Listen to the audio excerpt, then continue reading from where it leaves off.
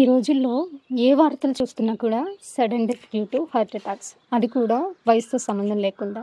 ఇది రావడానికి ఒక ప్రధాన కారణం అథెరోస్క్లెరోసిస్.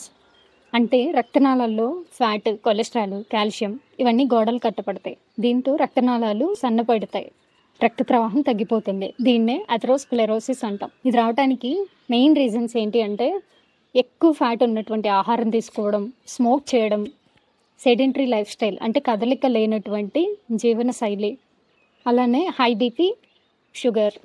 ఎలాంటి జాగ్రత్తలు తీసుకోవాలి అని అంటే రెగ్యులర్గా తీసుకుంటున్న ఫుడ్లో ఫైబర్ బాగా ఉండేలా చూసుకోవడం, ప్రాసెస్డ్ అండ్ అల్ట్రా ప్రాసెస్డ్ ఫుడ్స్ని కట్ చేయండి, గుడ్ కొలెస్ట్రాల్ని పెంచుకుంటూ బ్యాడ్ కొలెస్ట్రాల్ని తగ్గించుకోవడం, స్మోకింగ్ చేసే హ్యాబిట్ ఉంటే ఆపేయండి, కుదిరితే ఎక్సర్సైజెస్ కూడా చేయండి.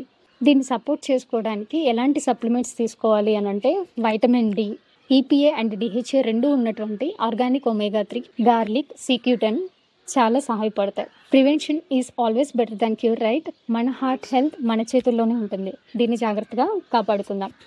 Signing off Kavya, nutrition advisor from the well science community.